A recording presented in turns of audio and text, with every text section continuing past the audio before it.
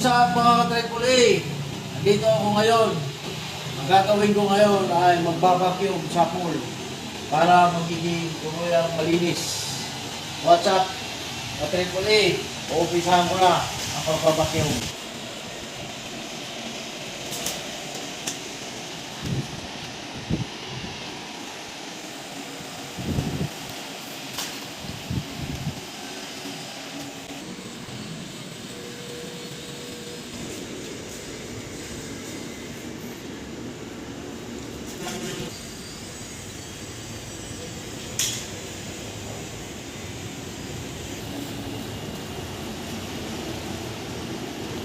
Hello, what's up, ka-triple Itong pool na to, pinipreparasyon ko, pinabacuum ko muna. Dahil ang kulay, medyo nag-green na. So, ang kailangan natin, linisin muna natin yung pool. Pagkatapos, babacuumin. Gamit yung ito, handle hose. Ito, mayroong vacuum head.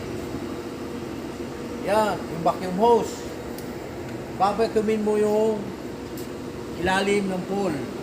Pagka natapos yun, after na matapos mo, tatlong beses ka mag-vacuum sa buong pool.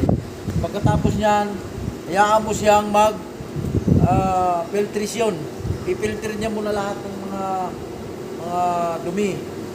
Pagkatapos, after nito, ay i-stop at ibabakwas. Kasi yung nahihigop sa filter ng ating pool ay kailangan natin i-drain.